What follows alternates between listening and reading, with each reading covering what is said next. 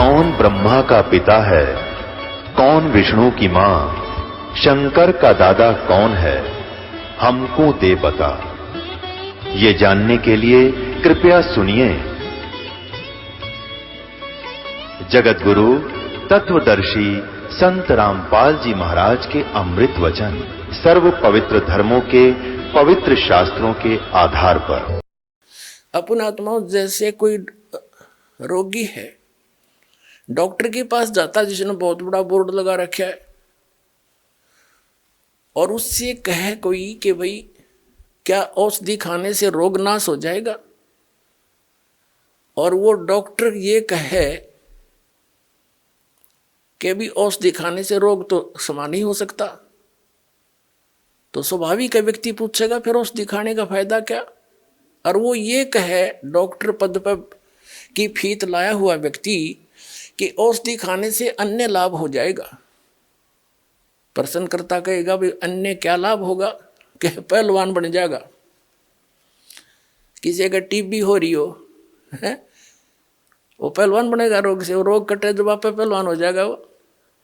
तो इन बुद्धिहीन लोगों की ये थ्योरी थी, ये विधान था इनका। ये तो है अपना अनुभव, और ना ये कहते हैं वेदों में ऐसा ही लिखा है, मैंने वेदों अनुसार इसका रचना की है।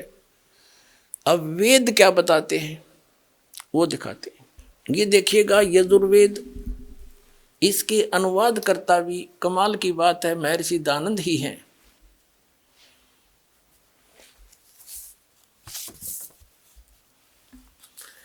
इसके अनुवाद करता भी महर्षि दानंद हैं। प्रकाशक हैं सार्वदेशिक कार्य प्रतिनिधि सभा 2/5 महर्षि दानंद भवन, रामलीला मैदान, नई दिल्ली।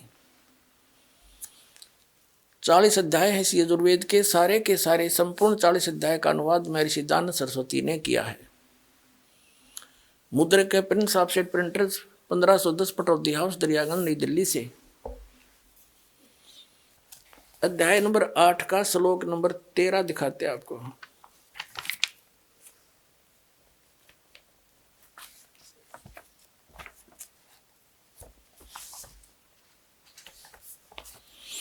ये है 8वां अध्याय 8वां अध्याय, और 241 पृष्ठ पे महर्षि दानंद का अनुवाद है। यहाँ इसकी मूल पाठ है, मूल संस्कृत है। देव कर्तस्य एनस्य अवजनमसि, मनुष्य कर्तस्य एनस्य अवजनमसि, पितर कर्तस्य एनस्य अवजनमसि। ये सारी संस्कृत है, इसका अनुवाद यहाँ किया इन्होंने। ये 241 पे हमने पढ़ा, अच्छी तरह देख लो, कोई नहीं सोचा दूसरा पृष्ठ दिखा गया होगा।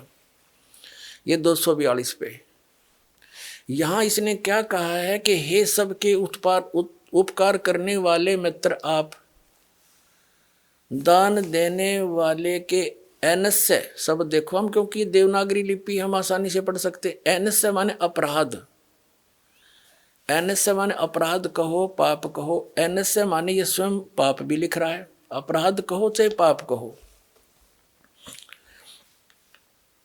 अपराध के विनाश करने वाले हो, साधारण मनुष्यों के किए हुए। एनस्य माने अपराध के विनाश करने वाले हो। विनाश कहो, अक्षमा कहो, नाश कहो।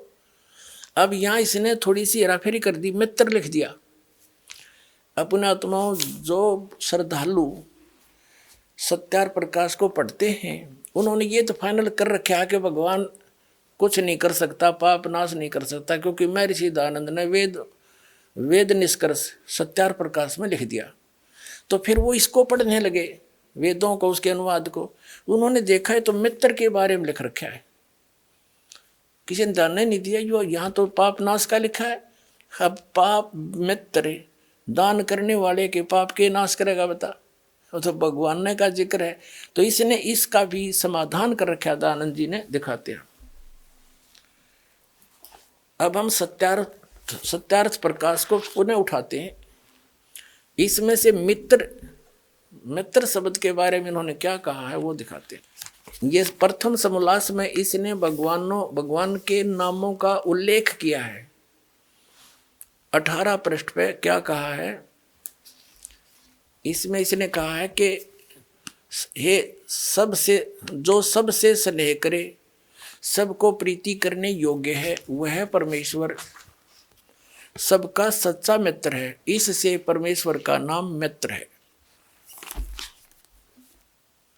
अब ये सिद्ध हो गया कि जहां इसने वेदों में मित्र शब्द प्रयोग किया है वो परमेश्वर का बोध है।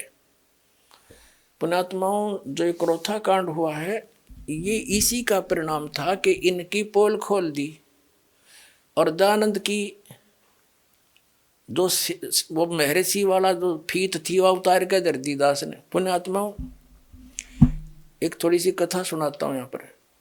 पहले ये कंसेप्ट क्लियर कर दूं फिर सुनाऊंगा।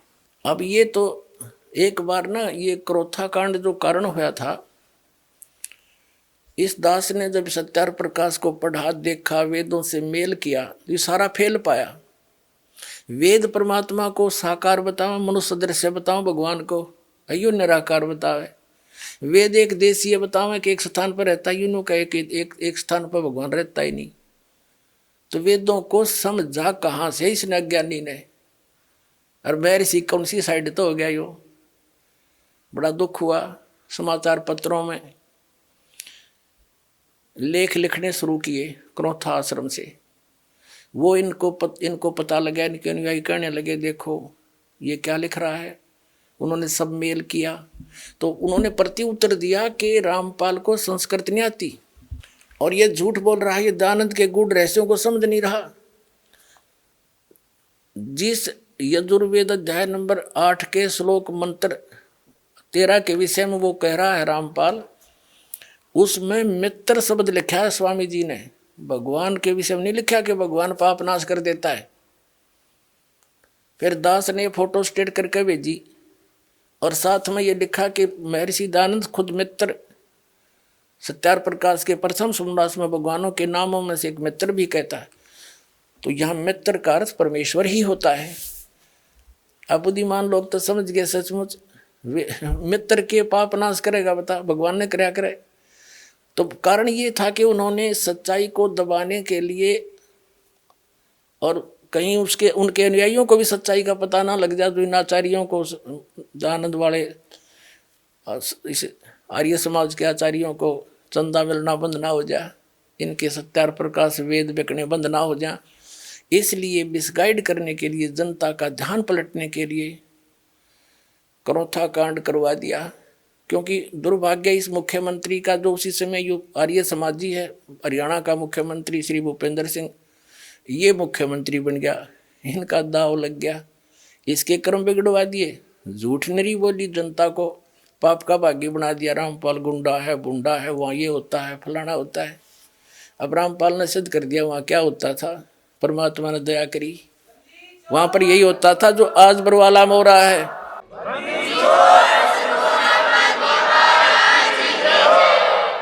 तो पुण्यात्माओं, इन्होंने ऐसा जुल्म कर रखा है। ये हितैषी नहीं है किसी जनता के। हितैषी होते स्वीकार करते कि भाई सच्चे गलती हो रही है, और प्रमाण दिखा रहा हूँ फिर भी ना मानने देते। तो इन जैसे तो दुष्ट हो ही नहीं सकते धरती पे। ये आचार्य क्या क्या आचार्य हैं फिर ये, जो सच्चाई को जनता से दूर रखने के लिए जुल्म करवा दिया, हमें जेल भिजवा दिया, झूठा मुकदमा बनवा के और भक्तों को सताया। इनका बहुत बुरा होगा इनका अंत में। और हम तो आज भी उनके विरोधी नहीं हैं, क्योंकि दास को पता लग चुका है कि ये काल करवा रहा सारा। सभी उस परमात्मा के बच्चे हैं और वो भी मिसगाइड है। हम उनके हित में ही कह रहे हैं कि वो भी समझे और सच्चाई को स्वीकार करें, अपना कल्याण करावें।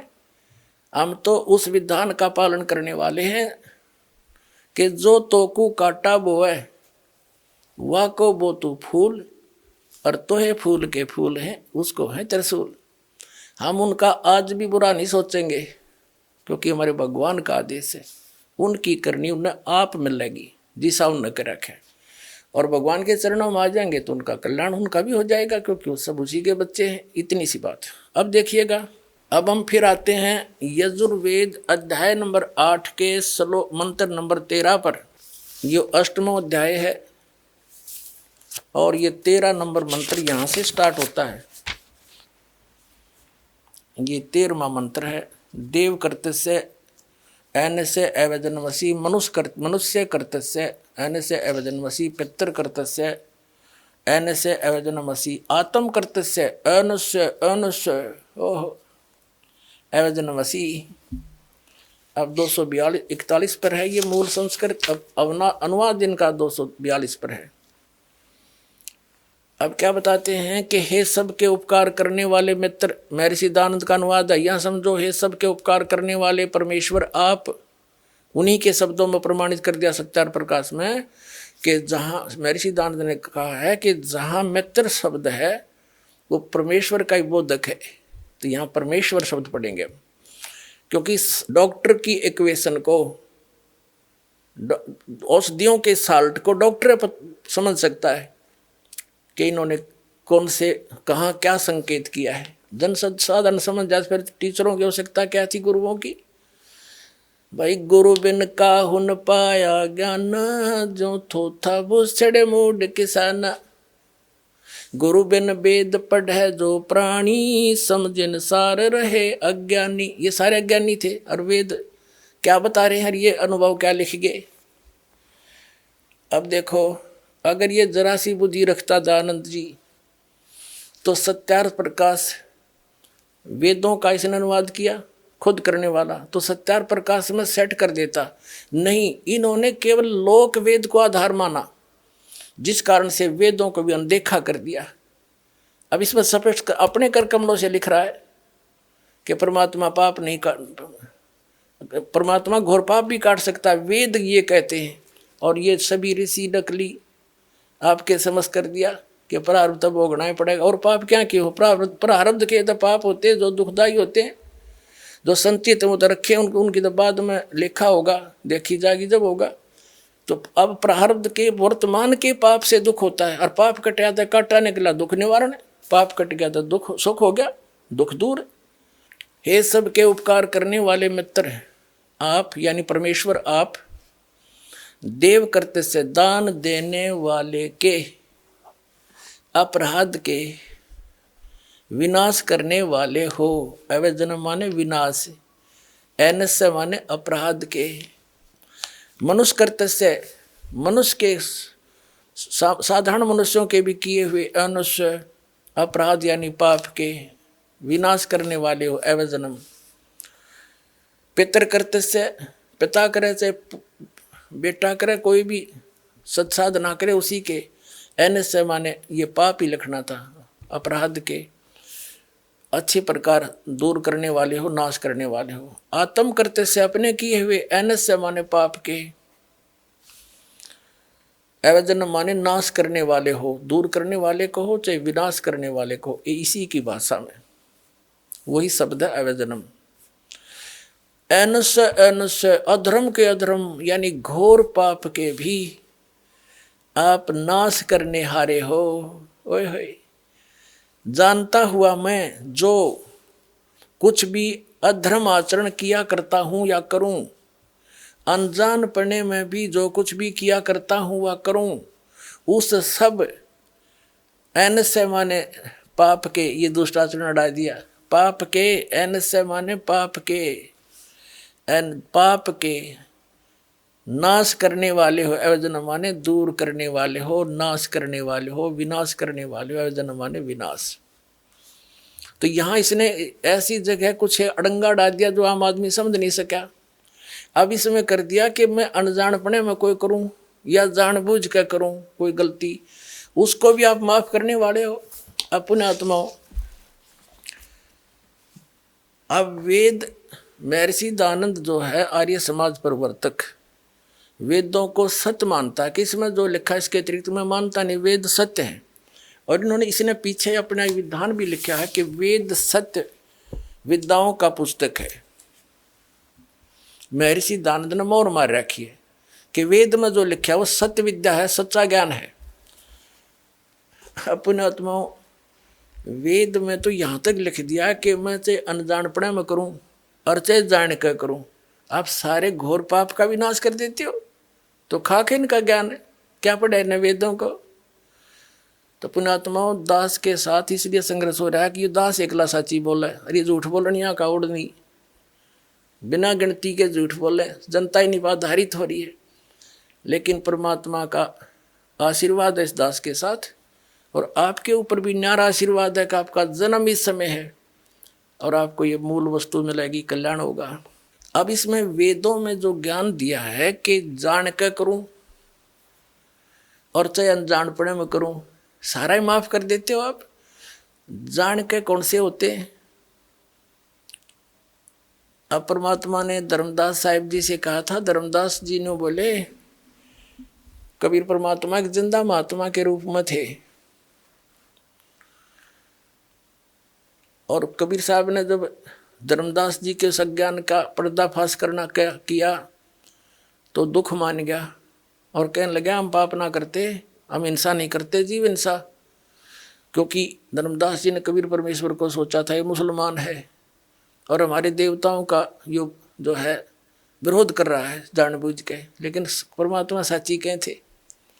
तो तब परमात्मा ने कहा था कि धर्मदास, सत्य ब्राह्मण की है हत्या, जो चौका तुम देवो नेता, ब्राह्मण से हत्या सो होई, जल स्नान करत हो सोई, पृथ्वी ऊपर पग जो धारे, करोड़ जीव एक दिन में मारे।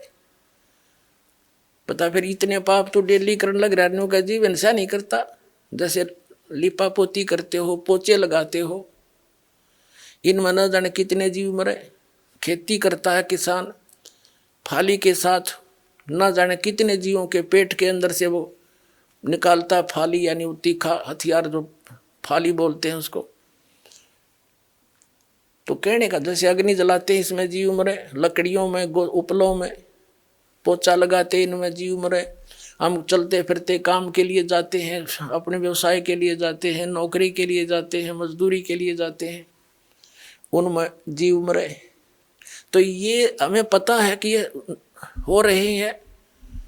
जैसे किसान खेती करता है, स्प्रे करने पड़ते हैं उसको मालूम है कि ये मेरे फसल में कीट लगा हुआ है, इसका नाश करना पड़ेगा, ना तो इसको ये खा जाएगा, मैं कंगाल हो जाऊंगा। और जैसे हम रोगी हो जाते हैं तो हमारे अंदर जो हानिकारक कीटाणु बढ़ जाते हैं ब्लड में, उन गोली खाते हैं, उन गोलियों से वो कीटाणु मारे जाते हैं, वो जीव है। तो यहाँ वेद का कहने का तात्पर्य ये है कि आपको पता भी है कि ये पाप हो रहे हैं, इनको त्यागा नहीं जा सकता। इच्छा कर मारे नहीं, बिन इच्छा मर जावे, कह कबीरता दास का पाप नहीं लगावे। उसको पाप नहीं लगे, जान के नहीं मारे। जैसे बैठा मकोड़े पर कीड़ा आ गया, उसके नो मारी ईंट, को बात हुई है। आप चल रहे हो, इच्छा नहीं मारने की और मर रहे हैं, तो वो आपका वश नहीं। कोशिश करें जहाँ तक पैर बचा कर रखा जा रखे। तो दया भाव हो। तो इसी प्रकार कहा कि इनके भी, जैसे हम प्रतिदिन कपड़ा पहनते हैं, ये मैला हो जाता है, तो इसका विधान, इसका तरीका बता दिया, भी साबुन और पानी से ही निर्मल भी हो जाता है। तो डेली जो हम साधना करते हैं और ये हमारे ये जीव हिंसा होती है, जो ना चाहते हुए होती हैं, इच्छा नहीं हमारी, तो उनके लिए ये भक्ति साधना इसलिए दी जाती है कि आपका डेली वो पाप जो होते हैं, मैल बन गया आत्मा, वो साफ होता रहेगा। धर्म करवाते हैं, दान करवाते हैं, और बाकी जो संचित कर्म है और प्रारब्ध के जो कर्म है, वो इस सतनाम और सार नाम से आपके नाश हो जाएंगे। जब ही नाम हृदय धरो, जब ही सतनाम हृदय धरो, भयो पाप को नासे, जैसे चिंगारी अग्नि की भई पड़े पुराण घासे। परमात्मा कबीर जी कहते हैं मेरे नाम में इतनी शक्ति है कि जब ही ये सतनाम आपको मिलेगा, आपके पाप कर्मों में, प्रारब्ध के कर्मों में और संचित कर्मों में ऐसे आग लगा देगा, जैसे सैकड़ों हजारों टन सूखे घास में एक माचिस की सीख जला के लगा दी जाए, सबको फूंक कर सभा करके राख बना देगा। और फिर चलेगी तेज आंधी, उसको उठा के पता नहीं कहाँ के कहाँ पटक देगा, फील्ड साफ हो जाएगा। जैसे सूरज के आगे बदरा, ऐसे कर्म छयारे, प्रेम की पवन करे चतुमुंजन, फिर झलके तेज नयारे। कहते हैं फिर इस ज्ञान से, भगवान की भक्ति से, सिमरन से आपके पाप हल्के हो जाएंगे। आत्मा में एक छोटी सी बात पर भी आंसू आने शुरू हो जाएंगे भगवान की चर्चा में, तो समझो आपके पाप अब नाश हो लिए। जैसे कहते हैं, जैसे सूरज के आगे बदरा, सूर्य के आगे बादल अड़ जाते हैं, ऐसे कर्म छयारे, आत्मा और परमात्मा के बीच में ऐसे कर्मों की छाया है, ऐसे उनके छाए हुए हैं आगे। और फिर इस सत भक्ति करेंगे, परमात्मा में प्रेम जागेगा। कहते प्रेम की पवन करे चितवंजन, जल के तेज नयारे। प्यार जागेगा मालिक के प्रति, तो समझो आपके वो पाप के बादल छट चुके हैं। जैसे तेज हवा चलती है, बादलों को इधर उधर तितर बितर कर देती है, सूर्य फिर साफ दिखाई देता है, ऐसे आपके पाप कर्मों के बादल इस सतनाम और इस भक्ति से ऐसे छट जाएंगे। फिर आपकी आत्मा में परमात्मा की न्यारी कसक पैदा होगी। और कहते हैं बिना प्रेम पावे नहीं, चाहे करोड़ समाधि ला। भगवान के ज्ञान से और इस भक्ति से आत्मा निर्मल होगी, हमारा जो करड़ापन वो खत्म होगा।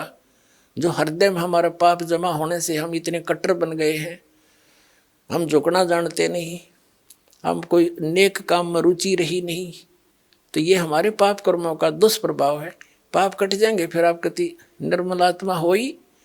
ये तड़ंगा अड़ा दिया काल ने, हमें बुरे बना दिए, बुराई खत्म होगी, हम भक्त बन जाएंगे। अपने आत्माओं, ये जितने भी संत, ऋषि, महर्षि, आचार्य और शंकराचार्य, अब इनके ज्ञान से देखो पुण्यात्माओं, कबीर साहब कहते हैं खरना होवे के हरि कब हूं, सिंह की खाल उड़ाए। यदि गधे को शेर की खाल उड़ा दे, वो शेर नहीं बन सकता, सिंह नहीं बन सकता। एक समय एक कुम्हार ने गुस्ताखी बाही, उसने एक बदमाशी सूझी अपने गधे पे, और शेर की कोई खाल पा गई, सिंह की, उसने लाइन की, उसने ठा लिया साफ सूफ करके और अपने गधे पर डाल दी उसने। और रात्रि में गधे ने छोड़ दे खेतों में। अब गधावा अच्छी बड़ी बड़ी खेती को खावे, रखवाले जा निकट तो देखे तो शेर आ गया, वो छोड़ कर अपने स्थान को भाग गया, वहाँ गाँव में शेर आ गया, शेर आ गया। अब कोई ना जाओ उन खेतों में रात्रि में, सुबेरे वक्त से वो पकड़ दिया, वो अपने घर ने खाल उतार कर रख दे, सारा दिन काम ले, और अच्छा खेचर बन गया गधा, खूब खा खा खेती के। अब किसी ने एक दूसरे कुम्हार को पता लग गया कि भाई शेर खेती तो ना खाया करे, और उसके सामने उसने सोचा, गांव में आया भी मैं उस शेर ने तो मैं पहचान दूंगा, उस शेर की परख करते हैं, शेर है कुछ और। तो उसने कहा भाई शेर, गांव वाले कहने लगे भाई शेर है, हम आंखें देखने लग रहे, सिंह है वो तो जो बब्बर कह रही है। वो कुमार बोला भाई इसकी परीक्षण करता हूं मैं, मेरा साथ दो। गांव वाले कहने लगे हम ना जा भाई, रात न वहाँ तो शेर आता है। वो कहने लगा तुम ऊपर चढ़ दियो वृक्षों पर और मेरे साथ चलो। वो 10-20 व्यक्ति उन खेतों के आसपास दूसरी साइड में जिधर वो शेर था, चांदनी रात थी, दूर तो दिखा उतरता, वहाँ पर खेती खाता हुआ गेहूँ बाजरा जो भी उसमें फसल थी। कुम्हार ने 3-4 गधे ले गया अपने, और वो दूसरी दूर खड़े कर दिए। उन्हें सोची कदे शेर होगा तो भाई अपना देखी जाएगी, गधा गधे ने खा लेगा और क्या होगा। और बाकी चढ़ गए वृक्षों पर। अब थोड़ी सी देर में वो गधे जो अन्य ले गया था कुमार, वो लाग गया अपनी बोली बोलन, हो। वो नकली शेर कभी उठी हुआ कोई हो को किसी, वो भी ला गया हो करने। वो उड़े आ लिया थोड़ी देर में उन्ने के पास में, और वह खाल उतर गई, भाग गया दौड़ा, वो खाल उतर गई नीचे, गधा का गधा। वो कुमार पीटा, एक तो ना मारा नाश कर दिया, निकम्मे हम डरा और दिए। या खेती तो खाई सो खाई। तो पुण्यात्माओं कबीर परमात्मा कहते हैं खरना हो व के हेरी कब हो, सिंह की खाल उड़ाए। ये मैं ऋषि नाम धरण तो मैं ऋषि हो जाएंगे। अब शेर की और गधे की बोली से पता लगे है, तो उनकी बोली में बोली मिली सारे की, तो पता लग गया शेर की बोली ऐसी होती है, गधे कैसी होती है। तो महर्षियों के विचार ये होते हैं जो वेद विरुद्ध हो।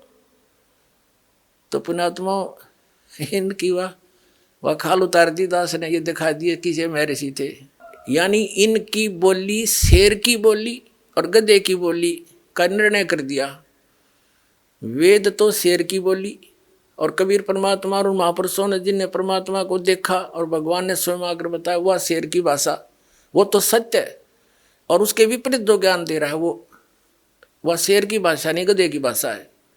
शास्त्र विधि को त्याग कर जो मनमाना आचरण करते हैं, गीता अध्याय नंबर 16 के श्लोक 23-24 में कहा है, उनको ना तो सुख हो, ना उनकी गति हो, ना कोई सिद्धि प्राप्त हो। इसीलिए तो भक्ति करते हैं। फिर वो भक्ति करते किस लिए? यूजलेस। इससे तेरे लिए अर्जुन कर्तव्य और अकर्तव्य की व्यवस्था में कौन से साधना कर्म करने चाहिए, कौन से नहीं करने चाहिए, वेद ही शास्त्र ही प्रमाण है। किसी की दंत कथा पर विश्वास मत करना। तो पुण्यात्मा हमने अपने सदग्रंथों को ही पुनः देखना होगा, और दास उन सदग्रंथों से ही आपके रूबरू कर रहा है कि ये ज्ञान गलत है इनका। आज तक के जितने भी ऋषि महर्षि आचार्य शंकराचार्य और संत, चाहे वो कबीर पंथी हैं और चाहे दूसरे पंथी हैं, उन महापुरुषों को छोड़कर जिनको परमात्मा सीधे मिले थे और ज्ञान दिया था, सतलोक ले गए थे, वापस छोड़ा था। बाकी किसी के पास भी अध्यात्म ज्ञान नहीं है। केवल लोकवेद, दंत कथा और शास्त्र विरुद्ध ज्ञान और समाधान उनके पास है, जो जनता का हानिकारक है, उनका जीवन नाशक है। उसको त्याग दो, इसको ग्रहण कर लो। इतनी सी बात दास सारे प्रयत्न में करके यही फाइनल करता है। आप सभी परमात्मा के बच्चे हो। ये संत आचार्य ऋषि महर्षि जो पहले चले गए तो गए बाढ़ में, उनका तो हो गया नाश जीवन। जो वर्तमान में जितने भी बैठे हैं संत हैं, ऋषि हैं, आचार्य और शंकराचार्य हैं, इनको सोचना चाहिए कि ये दास क्यों इतना बोल रहा है। आपके सीधम सीधा कह रहा हूँ, तुम्हारा ज्ञान गलत है, तुम्हारी साधना गलत है, वेद विरुद्ध है, गीता विरुद्ध है। तो ये सांप सूंघ ज्ञान ने बोलते क्यों नहीं?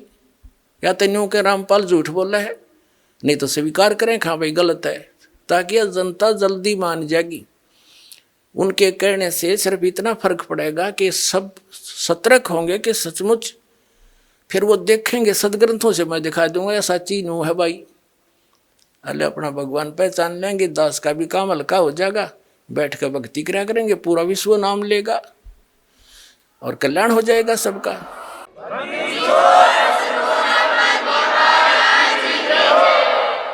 अपनात्मा वो संत, वो ब्राह्मण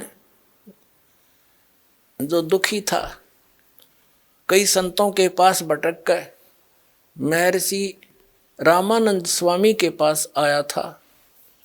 उन्होंने भी पहले अपनी जंतर मंत्र बताए थे उसको, और फिर अंत में कह दिया था कि आपके प्रारब्ध का कर्म है, यो भोगना पड़ेगा।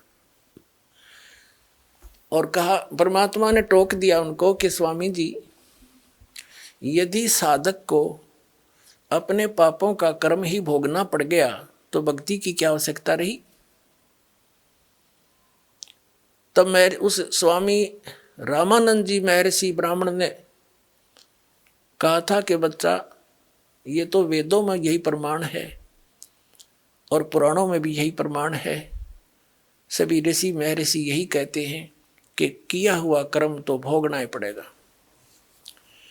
अब जैसे एक उदाहरण रह गया बीच में, जैसे बृहस्पति जी ने कहा है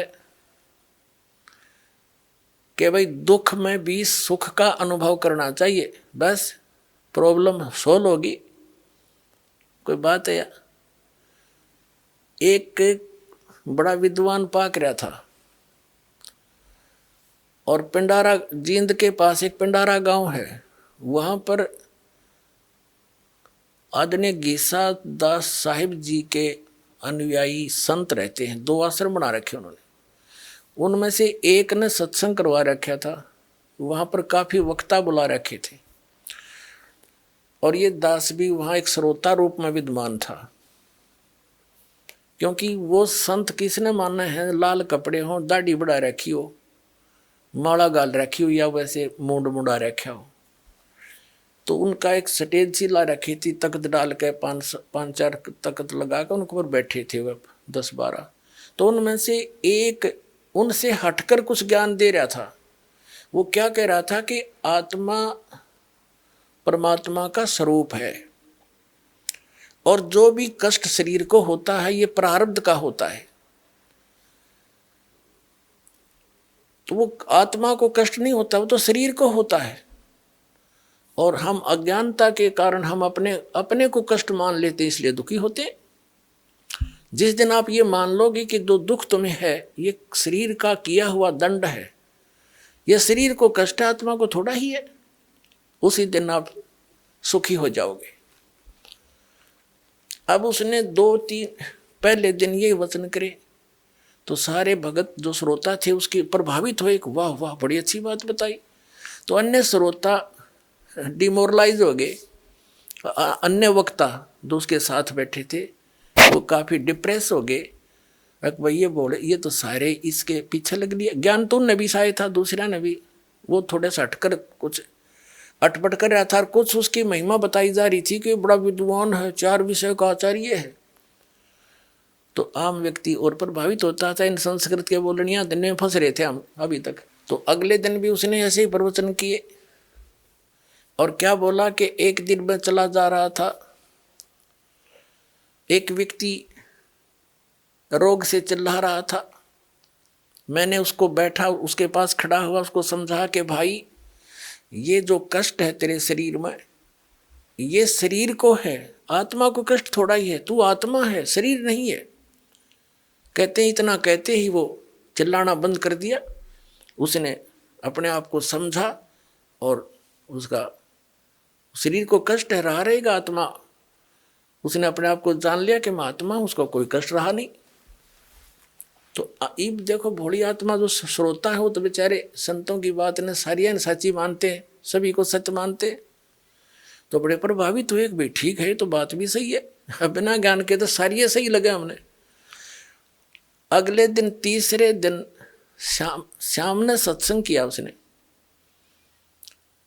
12-1 बजे तक सत्संग करके वो अपने कमरे में चला गया। कमरे दे रखे थे उनको अलग उस आश्रम में। उसके 1 बजे से 1:30 बजे से पेट में दर्द हो गया। वो ब्रह्म आत्मा के पेट में दर्द हो गया, चिल्लावा डांगर की डाल, हाय मर गया, हाय मर गया। अब दूसरे आश्रम में गाड़ी थी, उड़द कार ले मांग के वो उस आश्रम वाला महंत संत उसको लेकर जींद ले गए प्राइवेट हॉस्पिटल में, वहाँ दाखिल कराया, 5-4 इंजेक्शन लाए। तो सुबह आया वो 4 बजे से, वह पीड़ा खत्म होगी जब पेट की, वापस आया। तो गाड़ी आई तो सब उत्सुक थे भी क्या रहा, संत ठीक हो गया कि नहीं। तो वो संत दूसरे जो नकली तो वह भी थे, लाल कपड़े वाले, वह वीर श्रोता भी गाड़ी के चारों तरफ आकर खड़े हो गए। तो वो संत जो उसके साथी वक्ता थे उनका तो दर्द वहाँ ही रह रहा था। वो कहने लगे बाबा जी, ए महापुरुष, तू तो आत्मा है, तेरे को कष्ट तो था ही नहीं, तू क्यों डिड्डा रहा था रात को, तूने मान क्यों ना लिया मैं आत्मा हूँ। वह कहता चल चल अपना काम कर, जो कह अंदर पड़ गया। तो पुण्यात्मा ये है बीजक की बात, आके बीजक ना ही हाथ, ये पृथ्वी डोबन उतर रे कह मीठी बात है। अब कहाँ गया उसका वो ब्रह्मपणा, आत्मापणा कि मैं आत्मा हूँ, अपने आप को मान ले मैं आत्मा हूँ। फिर दर्द कहाँ है, अर्ध क्यों चिल्ला हुआ था। तो पुण्यात्मा ये बकवादी लोग थे, हमने ज्ञान था नहीं, इनने हमारी रेल बना रखी थी, अंडोला बना रखा था, सब ने मूर्ख बना कर हमारे दादे परदादे नरक में भेज दिए, वो भूत बना दिए, उनके श्राद्ध निकालो फिर वो बकवाद करें। और पुराण के अंदर ये भी लिखा है विष्णु पुराण में कि श्राद्ध में एक योगी हो यानी सत साधक जो आप हो, सारे योगी हो तुम। गीता जी अध्याय नंबर 2 के श्लोक 53 में गीता ज्ञानदाता कहता है कि अर्जुन, जब तेरी बुद्धि भिन्न भिन्न प्रकार के भ्रमित करने वाले ज्ञान वचनों से हटकर एक तत्व ज्ञान पर स्थिर हो जाएगी, तब तक तू योग को प्राप्त होगा, तब तक तू योगी बनेगा, भगत बनेगा। सही तो आपको पहले दास योगी बनाता है, और यहाँ जो दान पुण्य किया जाता है, तो आप तो यहाँ हजारों की संख्या में, एक महीने में तो लाखों की संख्या में योगी भोजन करते हैं, तो आपके पितरों का तुम्हें उद्धार हो जाएगा। विष्णु पुराण में लिखा है कि 1000 ब्राह्मण बैठे हों श्राद्ध जी मणिये, और उनके सामने एक योगी बैठा दिया जाना, आप ये सत भक्ति युक्त तत्व ज्ञान से परिचित, कहते उन ब्राह्मणों का भी उद्धार कर यजमान और उसके पितरों का भी उद्धार हो। तो दास के पास है वो जड़ी, जो आपके पितरों का भी उद्धार होगा और आपका भी उद्धार होगा। ये नकली गुरु ब्राह्मणों का भी उद्धार होगा जो नाम ले लेंगे। तो पुणात्माओं, इन्होंने आज तक हमें सच्चाई से परिचित नहीं होने दिया, क्योंकि ये स्वयं भी परिचित नहीं थे। इति सिद्धम। तो प्रसंग चल रहा है कि परमेश्वर स्वयं आते हैं यथार्थ ज्ञान देने के लिए। श्रीमद् भगवत गीता अध्याय नंबर 4 के श्लोक नंबर 32 में कहा कि अर्जुन, जिन साधनाओं की जानकारी तूने गीता अध्याय नंबर 4 के ही श्लोक 25 से लेकर 30 तक सुनी, ये सभी साधक कोई तो देवताओं की पूजा करते हैं, कोई व्रत रखते हैं, कोई योग अभ्यास ही करते हैं, कोई स्वाध्याय करते हैं, कोई तीक्ष्ण अहिंसावादी व्रतों का पालन करते हैं, कोई तप करते हैं। ये सभी अपनी अपनी साधनाओं को पापनाशक जानते हैं। यानी जो साधना जो कर रहा है उसने वो अपनी ने सही मान रहा है, कहने का भाव ये है। फिर बताया है कि चौथे अध्याय के 32वें श्लोक में कि सच्चिदानंद घन ब्रह्म ने अपने मुख कमल से ज्ञान बोला है, और वो है तत्व ज्ञान। उसके अंदर इन यज्ञों की अर्थात धार्मिक अनुष्ठानों की जानकारी विस्तार के साथ कही गई है, और वो है तत्व ज्ञान। उसको जानने के बाद सब पापों का अंत हो जाएगा, सब प्रकार के पापों से तो मुक्त हो जाएगा। वो तत्व ज्ञान है। चौथे अध्याय के 34वें श्लोक में कहा कि उस तत्व ज्ञान को तू तत्वदर्शी संतों के पास जाकर समझ, उनको दंडवत प्रणाम करने से, कपट छोड़कर नम्रतापूर्वक प्रश्न करने से वो तत्वदर्शी संत तुझे वो तत्व ज्ञान का उपदेश करेंगे। इससे सिद्ध ये तो ये हो गया कि गीता ज्ञानदाता स्वयं भी उस तत्व ज्ञान से परिचित नहीं है। यदि वो परिचित होता तो ये संकेत करने की आवश्यकता नहीं थी, वो एक अध्याय और लिख देता। इसने और वेद यजुर्वेद अध्याय नंबर 40 के श्लोक नंबर 10 से लेकर 13 तक भी ये प्रमाण दिया है कि कोई भगवान को जन्म लेकर अवतार रूप में मानता है आने वाला, कोई कहता वो जन्म ही नहीं लेता, निराकार बताते हैं। वो परमात्मा कैसा है, कहाँ है, ये जानकारी तत्वदर्शी संत बताते हैं, उनसे पूछो। और वेदों वाला ज्ञान ही गीता जी में है संक्षिप्त रूप में। तो कहने का भाव ये है कि इन महापुरुषों को वो तत्वदर्शी संत नहीं मिला जो परमात्मा के द्वारा बोले गए मुख कमल से उच्चारित ज्ञान को समझावे। तो सच्चिदानंद घन ब्रह्म कौन? कबीर साहब। और वो काशी में आए थे, 120 वर्ष रहे, उन्हें अपने मुख कमल से जो वाणी बोली वह तत्व ज्ञान है। और उस तत्व ज्ञान को कबीर पंथी भी नहीं समझ सके, आज तक डले डोए भगवान को निराकार बतावें। और साधना कबीर साहब के ज्ञान के विरुद्ध बताते हैं। आदि नाम, अमर नाम, अजुर नाम, पाताल्य सब सिद्धो नाम, ये उनका सार शब्द, सार नाम और सच नाम यही है उनका कबीर पंथियों का। खा कर उनके पास दुनिया डबो दी, तो अब तक जो बनी सो बनी। अब हमने स्वयं समझना पड़ेगा और उन अज्ञानियों को छोड़ के अपना कल्याण करवाओ। दास ने आपसे कुछ लेना नहीं, फ्री का मजदूर भेज रखा दास को आपने, अब परमात्मा ने आपके लिए, और आपकी सारी व्यवस्था करवाते हैं परमात्मा के बच्चों के लिए। आपके भाई बहन जो इस ज्ञान से परिचित हो गए हैं वो डिवोट हो चुके हैं मालिक के लिए। ऐसी सुविधा आपको शायद घर में नहीं मिलेगी जो यहाँ देता है भगवान अपने बच्चों को। और ऐसी सुविधा देकर फिर ऊपर से अमृत की वर्षा करते हैं। वो ज्ञान जो खोजे तो नहीं मिला, ऋषि मार गए, सिर मार कर मर गए। कबीर साहब कहते हैं, नौमन सूत उलझिया ऋषि रहे जखमार, और सतगुरु ऐसा सुलझा दे उलझे न दूजी बार। सतगुरु ही इस तत्व ज्ञान को सुलझा सके। जो नौमन सूत उलझ गया, 1 किलो 1 शेर 1 किलो सूत उलझ जाना, जुल्हे को पूछना कितनी समस्या होती है उसको। तो परमात्मा जुल्हे थे, जुल्हे की लीला किया करते थे। उसी से उदाहरण दिया कि 1 किलो ग्राम सूत उलझ जा, कच्चा धागा टूटे तो गांठ पड़े, गांठ पड़ जाए तो जो यजमान है जिनका कपड़ा बुनना आया है वो पैसा दे नहीं एक भी बुनाई का। अगर तूने गांठ लगा दी मेरे कपड़े में, तो उसको सुलझाना पड़ता था और सारा दिन लग जाता था 1 किलो सूत को सेट करने में, उलझे हुए को। तो इन्होंने काल ने तो 9 मन सूत उलझा रखा है भक्ति का, अध्यात्म मार्ग का। तो कबीर साहब कहते 9 मन सूत उलझिया ऋषि रहे जखमार, सतगुरु ऐसा सुलझा दे उलझन दूजी बार। तो दास भेज रखा पुण्यात्मा सतगुरु बना के उस परमात्मा के ज्ञान से, और ये ऐसा सुलझा दिया। इस कलयुग में भी अध्यात्म ज्ञान नहीं उलझेगा, कोई भक्ति करियो चाहे ना करियो, बाकी तो मालिक का आदेश है, सभी करेंगे, पूरे विश्व में ये ज्ञान जाएगा। अब थोड़ी सी झलक दिखाते हैं आपको कि तत्व ज्ञान जो सच्चिदानंद घन ब्रह्म की मुख कमल से उच्चारित है वो तत्व ज्ञान है। और वो तत्व ज्ञान उस परमात्मा, जैसे वेदों में प्रमाण है कि वो परमात्मा ऊपर रहता है सतलोक में, नर आकार है, राजा की तरह देखने में राजा की तरह है। वो नीचे आकर के अपनी प्यारी आत्माओं को ज्ञान देता है, दृढ़ भक्तों को मिलता है। आपको दिखाते हैं। अब हमने भगवान को पहचानना है, हमने परमात्मा को पहचानना है कि हु इज गॉड,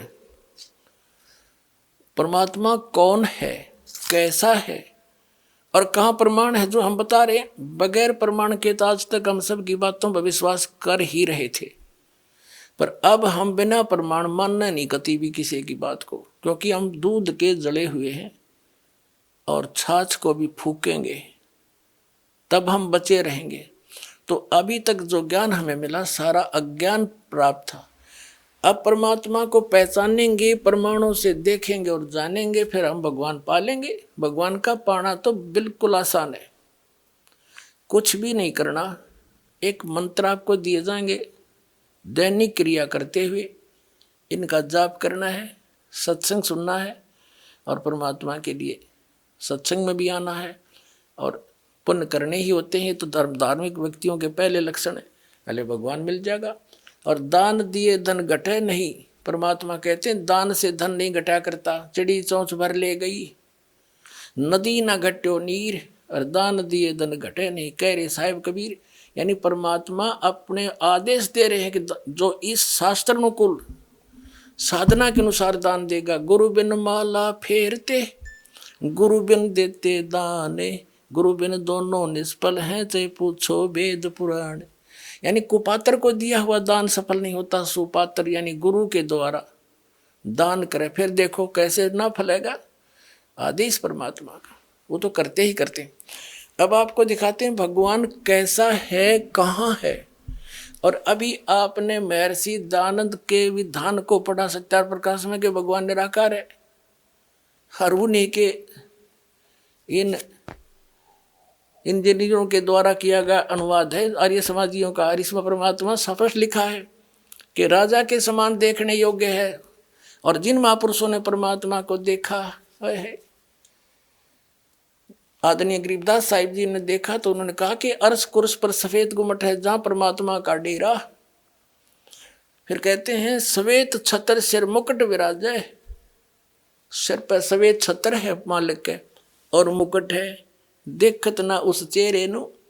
तुम सच साधना नहीं करते, परम संत मिले नहीं, तो तुम उस चेहरे को, उस परमात्मा के उस स्वरूप को नहीं देख पा रहे हो, जिसके सिर पे मुकुट है और ऊपर छत्र है, सिंहासन पर विराजमान है, अर्श कुर्स पर सफेद गुम्मट है, जहां परमेश्वर का डेरा सतलोक में। और वही वेद बताते हैं, वही आंखों देखा वो महापुरुष बताते हैं, जिनको भगवान अपने स्थान पर लेकर गए थे, वापस छोड़ा था। और वही परमात्मा स्वयं बताते हैं। फिर तो आसानी तो समझ में आ जाएगा कैसा है भगवान।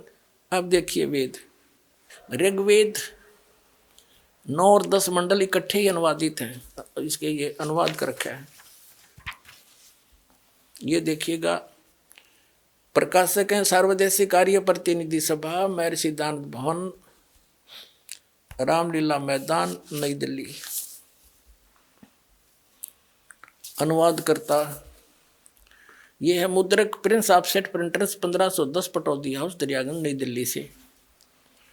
अब इसके ऋग्वेद मंडल नंबर 9 सूक्त नंबर 86 का और मंत्र नंबर 26-27 लेते हैं हम पहले। ऋग्वेद मंडल नंबर 9 सूक्त 86 का मंत्र 26। इसमें क्या किया है कि यज्ञ करने, क्या अनुवाद किया है इन्होंने, खुद अनुवाद कर रखा है समाज के आचार्यों ने। और जो भगवान को निराकार बताते, हर वेद क्या बताते, तो इन खाक जाना वेदों का। और फिर नौकर रामपाल झूठा प्रचार करे महर्षि दयानंद का। वाह भाई वाह, झूठे को झूठा कह दिया, इसमें क्या कुप्रचार हो गया, सच्चाई कही है। देखो ये खुद अनुवाद कर रहे हैं कि यज्ञ करने वाले यजमानों के लिए, हम 26वां मंत्र पढ़ रहे हैं। यज्ञ करने वाले, यज्ञ माने धार्मिक अनुष्ठान, साधना करने वाले, यजमान माने साधकों यानी भक्तों के लिए परमात्मा सब रास्तों को सुगम करता हुआ उनके विघ्नों को यानी संकटों को मर्दन करता है, नाश करता है, उनको पवित्र करता हुआ और अपने रूप को सरल करता हुआ वह कांति में परमात्मा। अब देखो इन्होंने इसका अर्थ सर्वज्ञ कर दिया कबीर का। ये देखो ये है कबीर, हम कबीर बोला कबीर, हम वेदों को वेद बोलते हैं, यहाँ कबीर, इसको इन्होंने संधि छेद करके ऐसे लिख दिया और अर्थ कर दिया सर्वज्ञ। यह लिखना था वो कबीर देव, देव माने परमात्मा, कबीर भगवान विद्युत के समान क्रीड़ा करता हुआ वर्णीय पुरुष को यानी अच्छी आत्मा को प्राप्त होता है।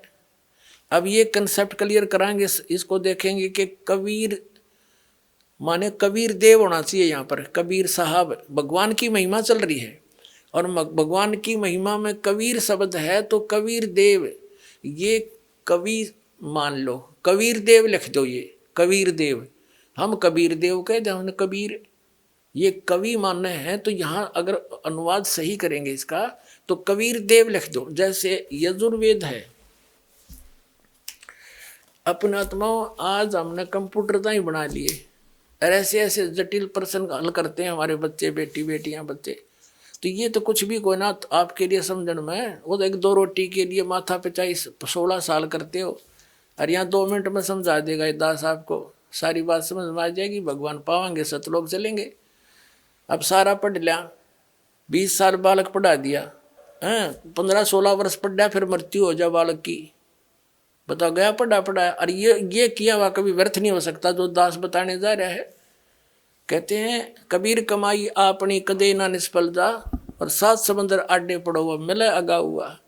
ये जो साधना दास आपको देगा कभी व्यर्थ नहीं हो सकती, आपकी एक सांस भी खाली नहीं जा सकता, इसकी कमाई मिलेगी वहां पर। अब देखो यजुर्वेद, ये महर्षि दयानंद का ही अनुवाद है, आर्य समाज वालों का। ये यजुर्वेद और प्रकाशक वही सार्वदेशिक कार्य प्रतिनिधि सभा 2/5 महर्षि दयानंद भवन, रामलीला मैदान, नई दिल्ली से। महर्षि दयानंद सरस्वती द्वारा इसका अनुवाद है। Prince offset printers 1510 Pataudi house Daryaganj नई दिल्ली से ही प्रकाशित छपा है। इसके 36वें अध्याय को आपको दिखाते हैं। प्रथम मंत्र में ये है यजुर्वेद और 37वां अध्याय 36वां अध्याय है। इसके प्रथम मंत्र में यजु शब्द है। रचम वाचम परपदे मनो यजु परपदे श्याम प्राणम परपदे चक्षु श्रोत्रम परपदे। ये यजु शब्द लेना हमने। इसका अर्थ क्या किया महर्षि दयानंद ने, यहां देखना। ये किया है यजु का अर्थ यजुर्वेद किया, बिल्कुल सही लिखा। यदि इस यजु शब्द का कोई अर्थ तो बनता है। यजु माने साधना, परमात्मा से मिलाने वाले मंत्र। इसका कुछ अन्य अर्थ कर देते तो ये कैसे पता लगता कि महिमा यजुर्वेद की है, उस बुक की है। यहां यजुर्वेद लिखना अनिवार्य था, जबकि ये केवल यजु है। ये यजुर्वेद लिख दिया, बिल्कुल सही किया, ये सही अनुवाद है। और इसका अर्थ कर दे, जैसे यहाँ कबीर देव कवि होता तो लिखना चाहिए था कबीर देव।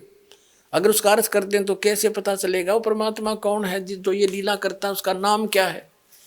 तो ये कबीर देव लिख देते, कबीर देव। हम उसने कबीर पढ़ रहे हैं, कबीर वह को वह बोलते हैं हम, इसलिए अपभ्रंश करके उसको कबीर साहब कहने लगे। देव माने साहब को, राम को, गौड अल्लाह को, खुदा को। तो अब हम फिर आते हैं ऋग्वेद मंडल नंबर 9 सूक्त नंबर 86 के मंत्र 26 पर। अब हम यजुर्वेद रख दिया, ऋग्वेद उठा लिया, और ये भी इन्हीं आर्य समाज के आचार्यों द्वारा, आर्य समाजियों द्वारा अनुवाद है। ये देखिएगा, ऋग्वेद मंडल नंबर 26 मंडल नंबर 9 सूक्त 86 का, ऋग्वेद मंडल नंबर 9 सूक्त 86 का मंत्र 26 क्या लिखा है कि यज्ञ करने वाले यजमानों के लिए परमात्मा यानी साधना, धार्मिक अनुष्ठान, यज्ञ माने धार्मिक अनुष्ठान करने वाले यजमान माने भक्तों के लिए परमात्मा सब रास्तों को सुगम करता, उसके रास्ते खोल देता है। उनके विघ्नों को यानी उनके संकटों को मर्दन करता है, नाश करता है, और उनको पवित्र करता हुआ और अपने रूप को सरल करता हुआ वह कांति में परमात्मा कबीर देव, यह लिखना चाहिए था कबीर देव, कबीर देव विद्युत के समान क्रीड़ा करता हुआ वर्णीय पुरुष को प्राप्त होता है, अच्छी आत्मा को मिलता है। फिर देखना ऋग्वेद मंडल नंबर 9 सूक्त 86 का मंत्र 26 पढ़ दिया 27 में। जो परमात्मा धूलोक के तीसरे पृष्ठ पर विराजमान है। अब इसे क्या सिद्ध हो गया कि वो परमात्मा तीसरे धूलोक यानी उस तेजो में, सतलोक के तीसरे पोर्शन में, 3 विभाग हैं सतलोक के, आपको बहुत बार बताया है। बाह्य क्षेत्र में बाग बगीचे हैं, झरने बह रहे हैं, सुंदर हीरे पन्नों के वहाँ पर, जैसे यहाँ पत्थर के पहाड़ हैं वहाँ हीरे पन्नों, उनके हीरों के पहाड़ हैं, और वहाँ फलदार वृक्ष हैं, सदाबहार वृक्ष हैं। और दूसरे भाग में नर और नारी ऐसी सृष्टि है जैसे आपकी यहाँ पर, लेकिन शरीर वृद्ध नहीं होता, वह मृत्यु नहीं होती, कोई दुख नहीं, कोई अभाव नहीं, कोई रोग नहीं किसी प्रकार का। और तीसरा जो पोर्शन है उसमें केवल हंस आत्मा रहती हैं, जो ओनली नर रहते हैं, और उसमें एक स्थान है जहाँ परमात्मा स्वयं विराजमान है। गुम्बज है, राजा के समान बैठे हैं वहाँ पर परमात्मा सिंहासन के ऊपर, सिर पे मुकुट है, सफेद छत्र है, बहुत बड़ा आलीशान उनका मकान है, परमात्मा जहाँ रह रहे हैं। अब ये तो स्पष्ट कर दिया कि वो परमात्मा तीसरे धूलोक के तीसरे पृष्ठ पर, तीसरे स्थान पर विराजमान है, तीसरे पोर्शन में। और ये आर्य समाज और ये इसके परिवर्तक महर्षि दयानंद क्या कहते हैं, एक झलक फिर दिखा दूं। ये सत्यार्थ प्रकाश महर्षि दयानंद का अनुवाद है, ये अनुभव है, ये निराकार बताता है भगवान को। ये कहाँ से छपा है, पुण्यात्मा इनकी पाल्य से ना उतरेगी, इतना आपका समझ में ना आवे। अगर सचमुच ये इतने अनजान थे, अज्ञानी थे, असली और नकली नोट साथ साथ दिखाए जाएंगे तभी हम समझ पाएंगे। ये कहाँ से प्रकाशित है, आचार्य प्रिंटिंग प्रेस, दयानंद मठ गोहाना मार्ग रोहतक से। इसके देखिएगा, ये आपने पहले ही पढ़ा था, फिर देख ली सप्तम समोल्लास में। ये सप्तम समोल्लास सत्यार प्रकाश के 154 पृष्ठ पे प्रश्न किया किसी ने, ईश्वर साकार है निराकार? महर्षि दानंद कहते हैं परमात्मा निराकार है। स्पष्ट हो गया। अब हम फिर आते हैं ऋग्वेद, इन्हीं के नारिय समाजियों का अनुवाद है ये ऋग्वेद। और पुण्यात्मा अगर दास इसका अनुवाद करता और आपको बताता तो ये अवश्य भ्रमित कर। पहले कह रहे थे रामपाल ने संस्कृत नहीं आती, तो इनका फिर दाव लग जाता। आम आदमी ये समझ लेता भाई संस्कृत तो लोग जानते हैं वही समझ सकते हैं। ये अभी थोड़ी सी कमी त्रुटि आपका जरूर रह जाती है किता न किता है, तो वह बिना छोड़ी भगवान ने इन इंजीनियरों द्वारा ही करवा दिया अनुवाद। इनकी बुद्धि व पत्थर घेर दिया जब ये सच्चे श्लोक परमात्मा ने अनुवाद करवाया। परमात्मा क्या नहीं कर सकता, जीव का क्या औकात है। चोर चुरावे तूंबड़ी गाड्डे पानी में, वह गाड्डे वह ऊपर आओ नो सच्चाई छानी ना। अब फिर देखो ये हमने फिर ऋग्वेद मंडल नंबर 9-10 उठा लिया और इसके अनुवाद करता यही, ये प्रकाशक भी वही है। ये अनुवाद करता मुद्रक prince offset printers 1510 Pataudi house त्रियागन नई दिल्ली से। अब हम ऋग्वेद मंडल नंबर 9 सूक्त 86 का मंत्र 26-27 पढ़ दिया। 27 में हमने पढ़ा कि जो परमात्मा ध्युलोक के तीसरे पृष्ठ पर रहता है, विराजमान है। इसे से दो गया भगवान एक स्थान पर रहने वाला एक देशीय है और वहां से गति करके आता है। यहां देखना, अब ऋग्वेद इसी मंडल नंबर 82 का मंत्र एक और कति स्पष्ट कर देगा। मंडल नंबर 9 सूक्त 82 ऋग्वेद का और मंत्र 1। सोम माने सर्वोत्पादक प्रभु, सबकी उत्पत्ति करने वाला, प्रकाश रूप, सद्गुणों की वर्षा करने वाला और पापों का हरण करने वाला। महर्षि के पाप का काट नहीं सकता और वेद कहते हैं पापों का हरण करने वाला वह राजेव, राजेव राजा के समान। ये देखो 269 पे पढ़ा हमने, कदे नहीं सोचा पृष्ठ बदल गया होगा। अब 270 पे राजेव के, राजा के समान, यहाँ तो लिखा राजा के समान, राजा के यहाँ आ गया समान। राजा के समान दर्शनीय है, देखण जोगा है, साकार है, राजा के समान सिंहासन पर बैठा है और वह पृथ्वी आदि लोक लोकांतरों के चारों ओर शब्दमान हो रहा है। वह वर्णीय पुरुष को जो दृढ़ भक्त है उसको पवित्र करता हुआ मिलता है, उसको प्राप्त होता दृढ़ भक्त, अच्छी आत्मा को जो दृढ़ भक्त है। जिस प्रकार विद्युत स्नेह वाले स्थानों को आधार बनाकर प्राप्त होता है। और देखियो फिर क्या किस उद्देश्य से लेकर आता है। हे परमात्मन, उद्देश्य करने, उपदेश करने की इच्छा से आप महापुरुषों को प्राप्त होते हो। आप अत्यंत गतिशील पदार्थ के समान यानी बहुत तीव्रता से हमारे अध्यात्म यज्ञ को प्राप्त होते हो। आप कबीर देव हैं, वो सिद्ध कर दिया था। आप कबीर देव हैं, आप कबीर साहब हैं, शुद्ध स्वरूप हैं। हमारे पापों को दूर करके हे अमर परमात्मा हमको सुख दें। अपने आत्माओं मोती मुक्ता दर्शत नाही, ये जग है सब अंदरे, दिखत के तो नैन सुम इनका फिरा मोतिया बंदरे। ये कहाँ थे महर्षि विद्वान और गच्छामी संस्कृत में गोटे बैठे थे, इन्हें का पता नहीं। वेद क्या बताते हैं, भगवान साकार है, नर आकार है, राजा के समान देखने में है, वहां पर एक स्थान पर रहता है। ये निराकार बताते हैं आर्य समाज के आचार्य और महर्षि दानंद। और परमात्मा किसी लोक में नहीं रहता। तो खाक विद्वान था ये, क्या जाना इनको, इन्होंने वेदों को। अपना आत्मा, इसमें एक प्रसंग आया है कि वो परमात्मा वहां से चलकर आता है और ऐसे आता है जैसे आकाशीय बिजली 1 सेकंड में आ जाती है। कैसा गजब का उदाहरण दे रखा है कि जैसे आकाशीय बिजली बादलों वाली किसी वस्तु को आधार बनाकर उस पर अट्रैक्ट होती है, उसी पर गिरती है।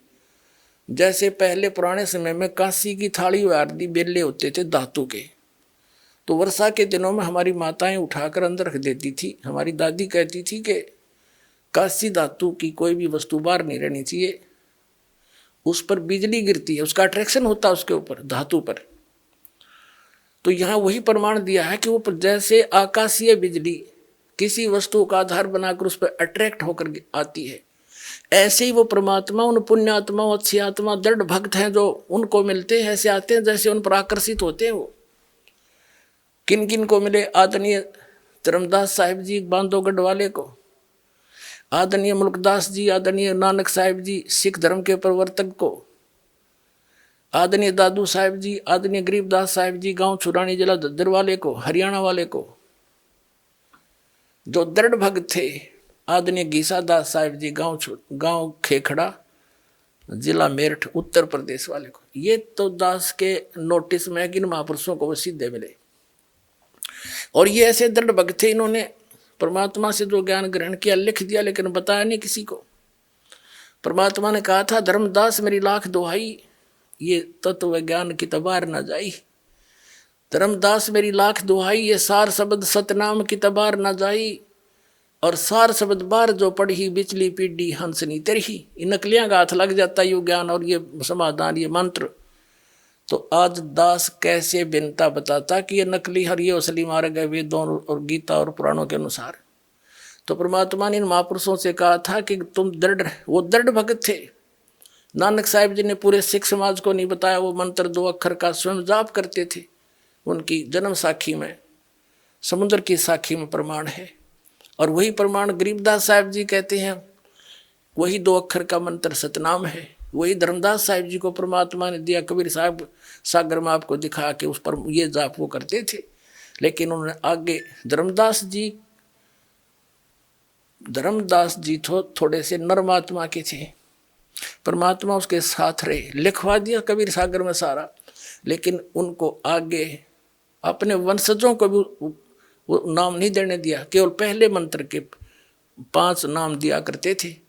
कबीर परमेश्वर ने स्वयं धर्मदास जी के लड़के को उनके सतलोक गमन करवा दिया, उनको धर्मदास जी को। पुणात्माओं, ये बड़े गुड रहस्य हैं।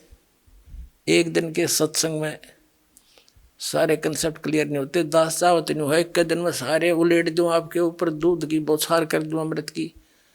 पर कैपेसिटी होती है प्रत्येक की, आपके सुनने की भी, बैठने की भी। तो कहने का भाव यह है कि धर्मदास जी ने भी वो नाम किसी को नहीं बताया। कबीर साहब ने उसको सख्त हिदायत दे दी। और साथ रहे कदे यू डोब जे डगमग सा था थोड़ा सा नरमात्मा का। उनके पुत्र को स्वयं नाम दिया, धर्मदास से नहीं देने दिया, चूड़ामणि को परमात्मा कबीर जी ने। और केवल पहला मंत्र दिया 5 नाम का कि आगे दिया करिए। और फिर परमेश्वर ने कहा था कि ये 5 नाम भी 6ठी पीढ़ी में खत्म हो जाएंगे तेरे। कौन से 5 नाम जो दास आपको देता है प्रथम मंत्र में? ये नहीं निरंकार ओंकार ज्योति निरंजन, ये नहीं, ये और मंत्र है। तो 6ठी पीढ़ी में इस धर्मदास जाली वाली वंशजों की पीढ़ी में किसी ने भ्रमित कर दिया उस 6ठी गद्दी वाले को, महंत को, कि आप बात तो करते हो सतलोक और सतपुरुष की, नाम देते हो इन देवताओं का, ये कोई मंत्र है? तो उसने क्या किया, उस कबीर सागर में तो एक पूरी आरती याद करवा दी। आदि नाम, अमर नाम, पातालेश्वर सिंधु नाम।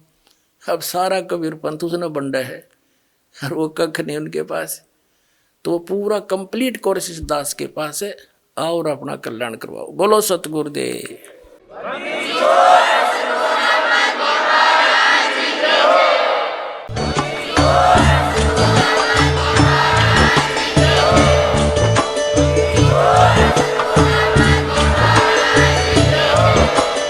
आप सुन रहे थे जगत गुरु तत्वदर्शी संत रामपाल जी महाराज जी के मंगल प्रवचन। अधिक जानकारी के लिए विजिट कीजिए हमारी वेबसाइट www.jagatgururampalji.org।